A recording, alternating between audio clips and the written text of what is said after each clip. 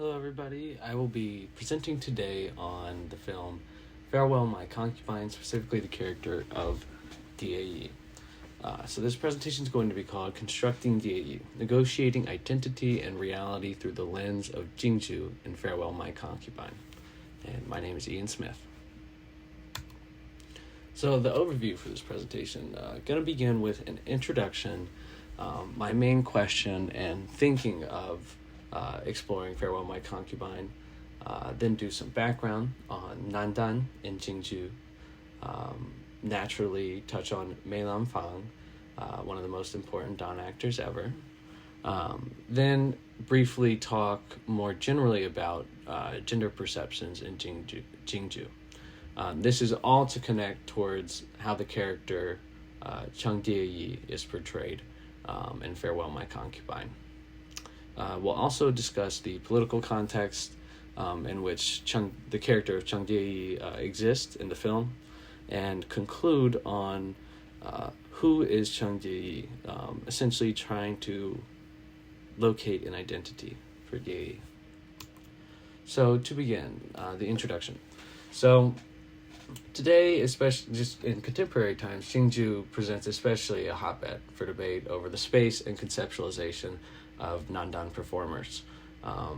Questions that often come up around especially gender, sexuality, or the Nandan roles in Jingju are: how do we define cross-gender performance in the context of Jingju? Do male identifying performers enact the Dan role better than female identifying performers? What is identity in Jingju?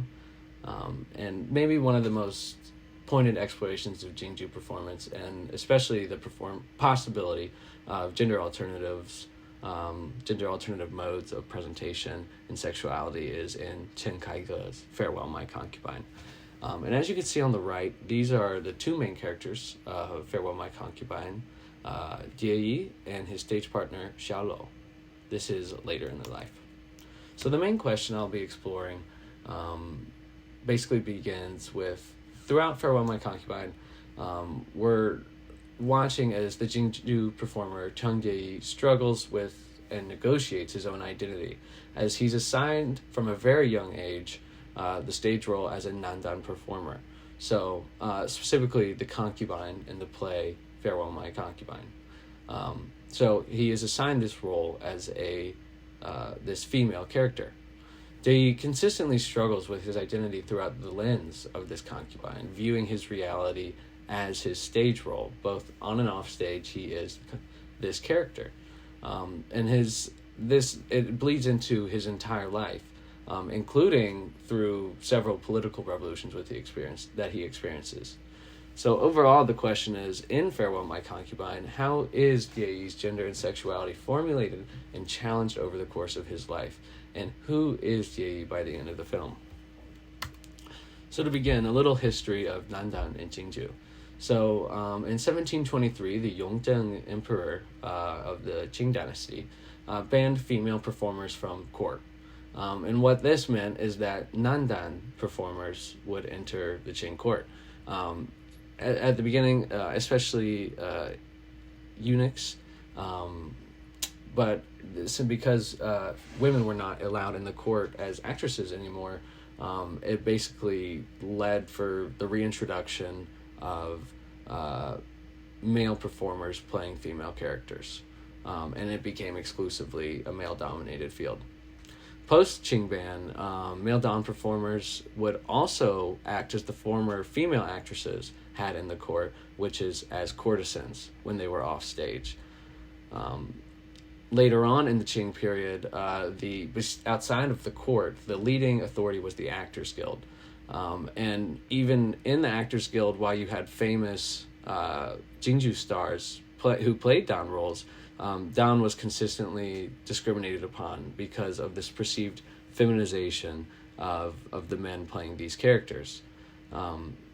One quote being that the Dan were subordinated even within the profession itself, and were barred from performing important rituals involving the worship of vocational deities. They were essentially suppressed. The next step is the Concubine, which was attached to acting troupes during the Actors Guild period. These Koban were essentially youth training schools where kids would enter between 6 and 10, sometimes sold into the Koban, and their role type would be decided for them after 6 months, which is important in the context of the film because Dieyi also is similarly assigned a role very early into his life. And this role type will often stick with you for the rest of your career. Other types of schools, though, were the sufang, or the private schools, which were often one-on-one or very, very close-knit in-house relationships between teacher and student. Most youths being trained were also molded as male courtesans, commonly known as xianggong, which will also appear later as an important kind of stereotype against Dan actors. And then lastly, we'll touch upon Mei Lanfang, who is one of the most legendary Dan performers and has done a lot for perceptions of the Dan role. So here we can see images of young students training in Jingju, and they're not quite what is portrayed as Dieyi experiences in the film, where the Kobans or Sufangs of the early 20th century, but they can still be extreme, as you can see in the bottom photo, where flexibility training can get a little scene violent. And then in the top left, that's also flexibility training for martial roles. So one important thing also to mention with Dieyi and a parallel with the real world of Jingju, which is the story of the famous Dan actor Zhang Junqiu. So similar to the story of Dieyi's in Farewell, in the early 20th century, the mother of this famous Dan performer, Zhang Junqiu, had taken him to a famous Koban called Fu Liancheng, and said there was no alternative, and she took him with a pained heart and grinding her teeth. As soon as they entered the backstage of Guanghe Theater, and she saw the children of the Koban, all with gaunt yellow faces, running to and fro, their faces never getting clean because they all washed the makeup off in the same big communal pot of water.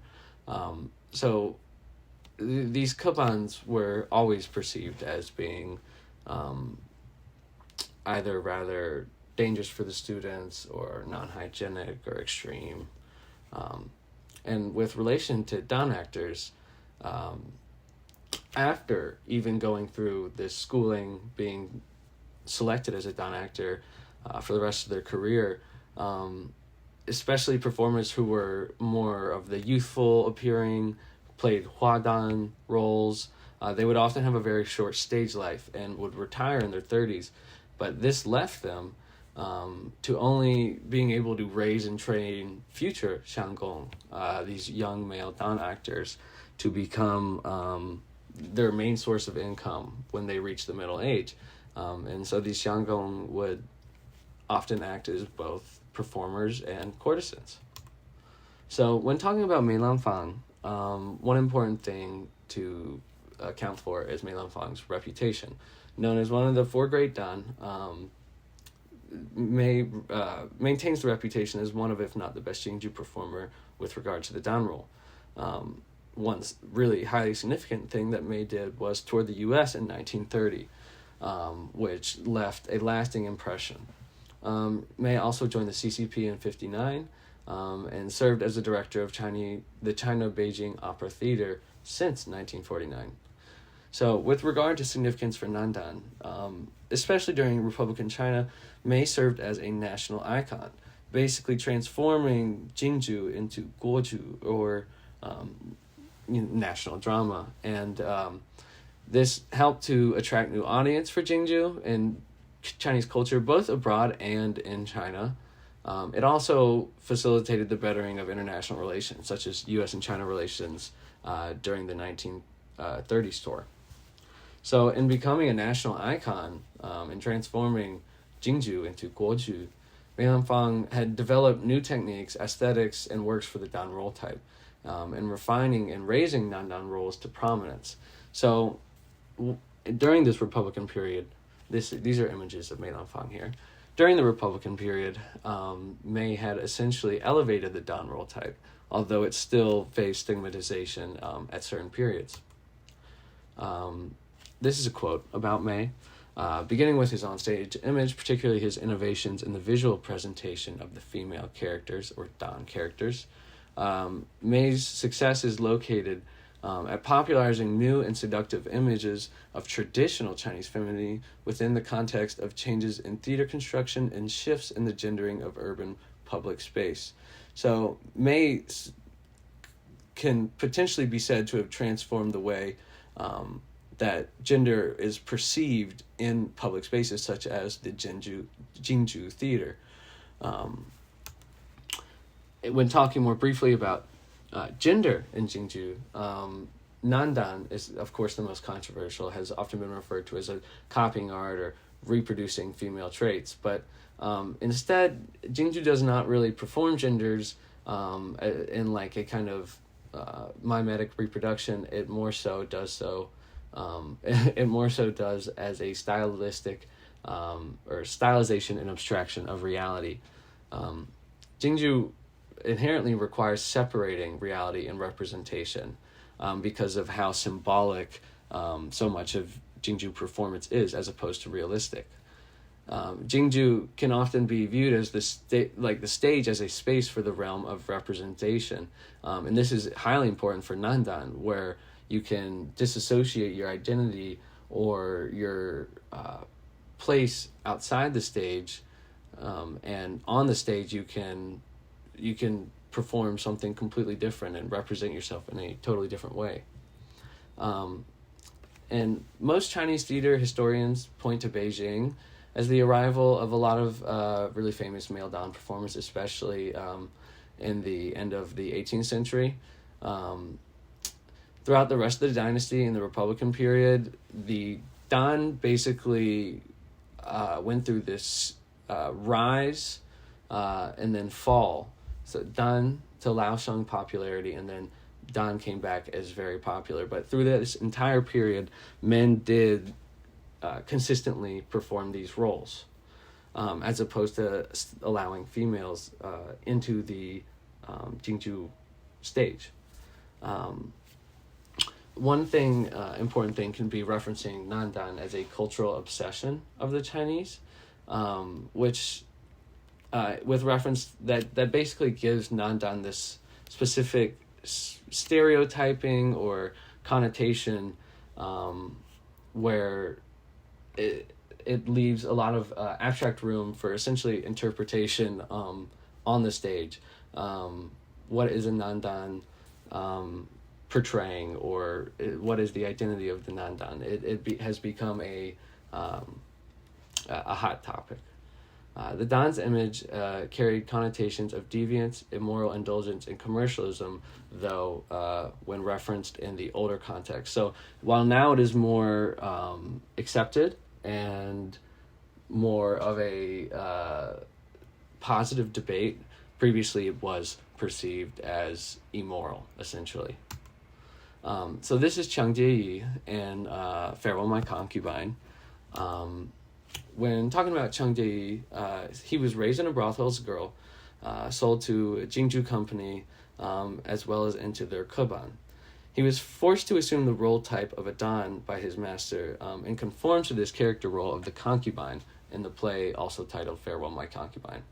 He was forced to renounce his identity and declare that I am by nature a girl, as opposed to what he wanted to do, his original inclination, which was say, I am by nature a boy. He was resisting this identity imposed upon him. He was brought up through the Jingju troupe in this concubine role, as a Don role, and he viewed his life throughout the movie, on stage and on stage, through the lens of the concubine.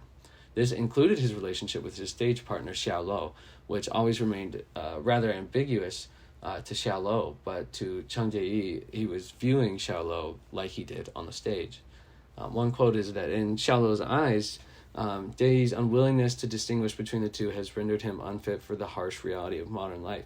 This is especially applicable at the end of the film, as Dieyi, especially during political revolutions, is unable to cope with the changing reality off stage. He is enamored in his on stage persona, and it is hurting him, according to Xiaolo. Even Dieyi, whose only wish is to truly become Concubine Yu in the body and spirit, finds that he could not anymore in real life. This leads to the end of the film, when Dieyi is assumed as killing himself, performing as the Concubine Yu. When realizing that he could not continue this identity off stage as he had on stage, he refuses to go on. As referenced by the director himself, Chen Kaige, he referenced the downfall of Cheng Dieyi as a beautiful mistake stemming from identity. Essentially, the source of his suicide and his challenges in life being identity problems, especially in changing contexts of time, such as political revolutions. This includes the downfall of the Qing Empire, a photo of which is from the Qing Empire, located on the bottom left. The Cultural Revolution, pictured on the top two photos, and the advent of the PRC. Cheng Dieyi also lived through the Republican period post-fall of Qing and before the Communist Party. So, an important thing to note about the political context in the film is, especially with regard to the Cultural Revolution, Chen Kaige made it out to be that Dieyi's experience was relatively parallel to his own, some of his hardships during the revolution. Basically, until after the revolution as well, when referencing identity, the modern term gay had not even entered mainland China, not until the late 1980s. So when referencing Dieyi's construction of his identity during this period, it is outside of the sphere of our modern notion of gay. It is completely independent and shifting over periods of his life.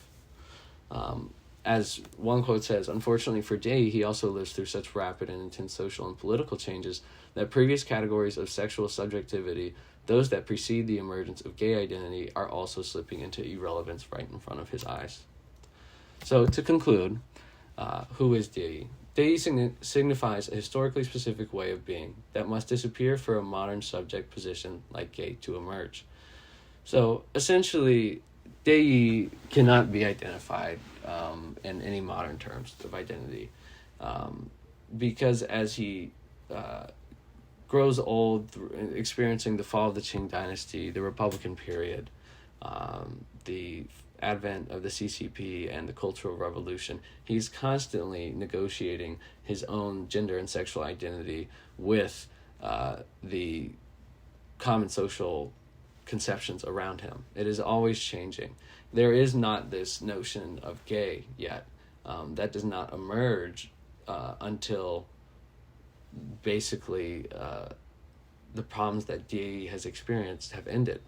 So because Dieyi's identity within the context of the film doesn't exist in a manner that aligns with any current day notions of identity, as he's caught between his on-stage and off-stage identity, and of course the changing political times. If I were to now place Dieyi in a context of today, it could be possible Dieyi might identify as non-binary with regard to gender, and potentially as homosexual with regard to sexuality. But it is also possible that Dieyi might reject any of these labels. They were not a form of identification at that time. Socially, they did not exist. And Dieyi might possibly identify as Concubine Yu, or as that character. That might be who Dieyi is, and not any current notion of identity and gender and sexuality. Here are my references, and thank you so much for watching.